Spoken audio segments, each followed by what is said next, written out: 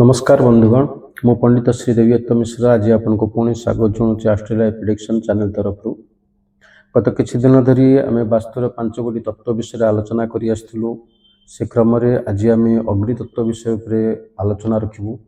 वास्तुरे अग्नितत्वर प्रभाव कौन कौ दिगरे अग्नितत्वर प्रभाव अधिक भाव में रही थाए अग्नितत्वर स्थिति रे कौन हुए जदि संतुलित अवस्था थाए ताहले सेठिरे तार प्रभाव कौन हुए एवं असंतुलित अवस्था रहिले तार प्रभाव कौन हुए एवं तार रेमेडीज कौन ए विषय आज आम आलोचना रखिबा। देखंतु अग्नितत्व आम शरीर पई एवं प्रकृति पई निहाती आवश्यक। यदि अग्नितत्वर स्थिति न रहिबो ताहले प्रकृतिर स्थिति रहिबनी किंबा शरीर स्थिति मध्य रहिबनी। अग्नितत्वर मुख्य स्रोत जदि आम देखू ताले से होचंती सूर्य।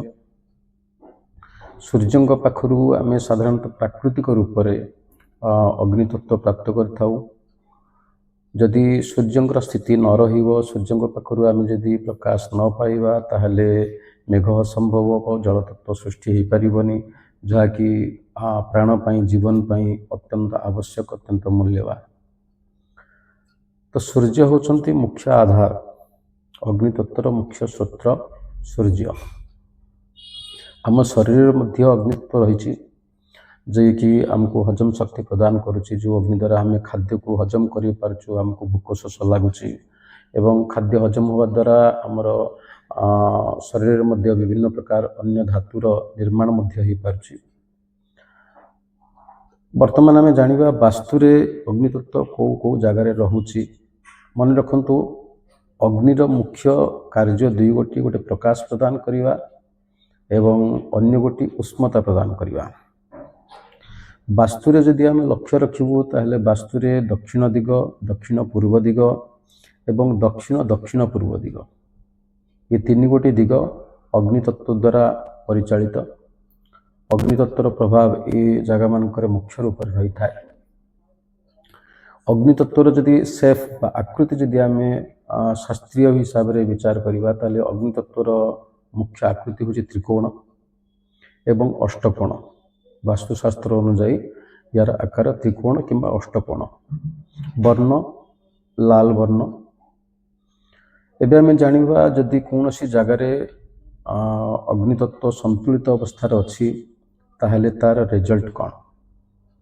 देखो साधारणतः अग्नितत्व जो गृह मानक संतुलित अवस्था थाए से जगार से वास्तुरे बास करथिबा व्यक्ति माने साधारणतः अधिक जोशिला प्रवृत्ति रही था। अर्थात प्रत्येक कार्य को सेमाने अत्यंत आग्रह सहित करने आगे जाती एवं सेमानकर आत्मविश्वास खूब अधिक थाए।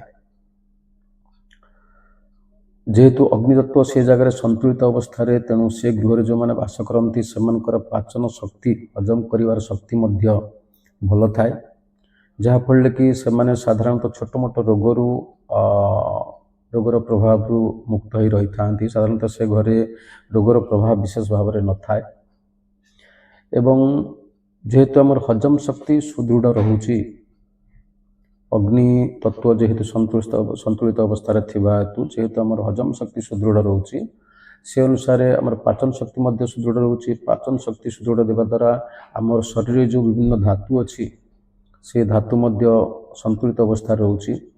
एणु जो मानकर वास्तुरे अग्नितत्व संतुलित अवस्था से चेहरा रे किछि आकर्षणीयता देखाई थाए।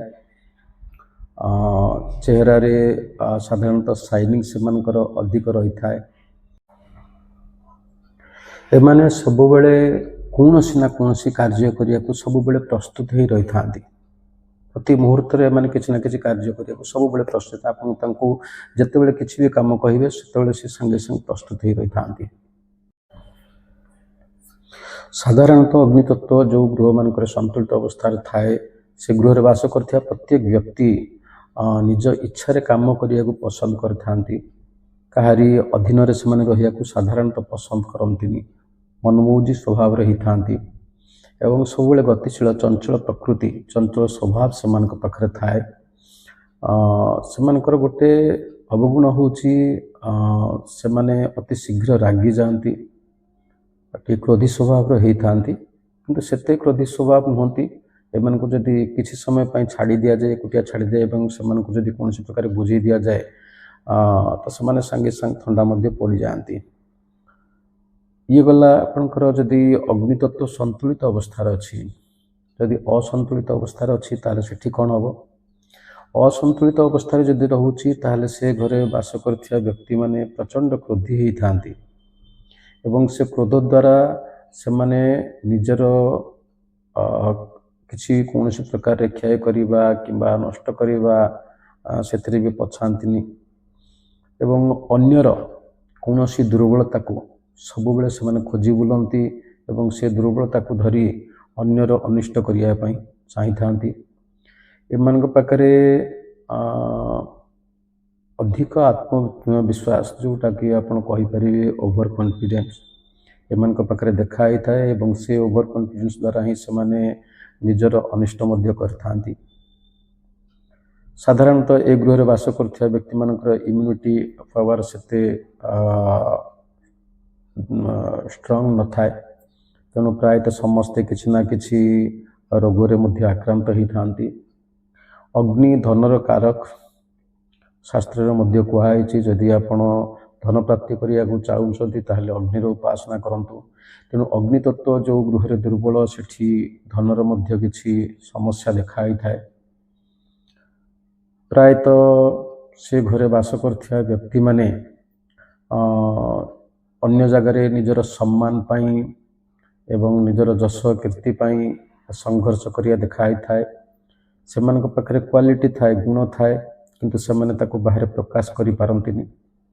ଇଏ ହେଉଛି ଅଗ୍ନିତତ୍ତ୍ୱ ଅସନ୍ତୁଳିତ ଅବସ୍ଥାରେ ରହିଲେ ଆମେ ସାଧାରଣତଃ ଏ ପ୍ରକାର ରେଜଲ୍ଟ ଦେଖିବାକୁ ପାଉ। ବର୍ତ୍ତମାନ ଆମେ ଆଲୋଚନା ରଖିବା ଯେ ଯଦି କୌଣସି ଜାଗାରେ ଅଗ୍ନିତତ୍ତ୍ୱ ଅସନ୍ତୁଳିତ ଅବସ୍ଥାରେ ଅଛି ତାହେଲେ ସେଠି କ'ଣ କରିବା। ମନେ ରଖନ୍ତୁ, ପ୍ରଥମେ ବାସ୍ତୁରେ ସୂର୍ଯ୍ୟଙ୍କର କିରଣ ଯେମିତି ସମ୍ପୂର୍ଣ୍ଣ ଭାବରେ ପଡ଼ିପାରିବ, ସମ୍ପୂର୍ଣ୍ଣ ଭାବରେ ଆସିପାରିବ, ଇଏ ବ୍ୟବସ୍ଥା ରଖିବା ନିହାତି ଜରୁରୀ। ଇଏ ହେଉଛି ପ୍ରଥମ। ଦ୍ୱିତୀୟରେ ଗୋଟିଏ ଜିନିଷ ଲକ୍ଷ୍ୟ ରଖିବେ, ଗୃହରେ ଯଦି ଅଗ୍ନିତତ୍ତ୍ୱ ଜାଗାରେ ଜଳତତ୍ତ୍ୱର ଜିନିଷ ରଖାହେଉଛି କିମ୍ବା ଜଳତତ୍ତ୍ୱ ଜାଗାରେ ଯଦି ଅଗ୍ନିତତ୍ତ୍ୱ ଜିନିଷ ରଖାହେଉଛି ତାହେଲେ ଏଠି ଉଭୟ ତତ୍ତ୍ୱ ଅସନ୍ତୁଳିତ ହେଉଛନ୍ତି। ତେଣୁ ଅଗ୍ନିତତ୍ତ୍ୱ ଜାଗାରେ ଅଗ୍ନିତତ୍ତ୍ୱର ଦ୍ରବ୍ୟକୁ ରଖିବା ବା ଜିନିଷକୁ ରଖିବା, ବସ୍ତୁକୁ ରଖିବା ଏବଂ ଜଳତତ୍ତ୍ୱ ଜାଗାରେ ଜଳତତ୍ତ୍ୱର ଦ୍ରବ୍ୟକୁ ରଖିବା ନିହାତି ଜରୁରୀ। ଯେମିତିକି ଗ୍ୟାସ୍ ହେଉ, ଇନଭର୍ଟର ହେଉ, ଏସବୁ ଜିନିଷ ଅଗ୍ନିତତ୍ତ୍ୱକୁ ବୁଝାଉଛି। ତ ସେସବୁ ଜିନିଷ ଯେମିତି ଅଗ୍ନିତତ୍ତ୍ୱରେ ରହିବ, ଜଳତତ୍ତ୍ୱରେ ଏସବୁ ଜିନିଷକୁ ନ ରଖିବା, ଏସବୁ ଜିନିଷକୁ ଲକ୍ଷ୍ୟ ରଖିବା ମୁଖ୍ୟ ଜିନିଷ। ଅଗ୍ନିତତ୍ତ୍ୱ ଆମ ଶରୀରରେ କ'ଣ କରେ ନା ଖାଦ୍ୟକୁ ହଜମ କରାଇ ଦିଏ। ତେଣୁ ଆମେ ସବୁବେଳେ ଲକ୍ଷ୍ୟ ରଖିବା ଦରକାର, ଯେଉଁ ଜାଗାରେ ଅଗ୍ନିତତ୍ତ୍ୱ ଅସନ୍ତୁଳିତ ଅବସ୍ଥାରେ ଅଛି ସେ ପ୍ରକାର ବାସ୍ତୁରେ ବାସ କରୁଥିବା ବ୍ୟକ୍ତିମାନେ ସବୁବେଳେ ଲକ୍ଷ୍ୟ ରଖିବା ଦରକାର ଯେମିତି ସେମାନଙ୍କର ଗୃହରେ କେବେ ଖାଦ୍ୟ ନଷ୍ଟ ନ ହେଉ।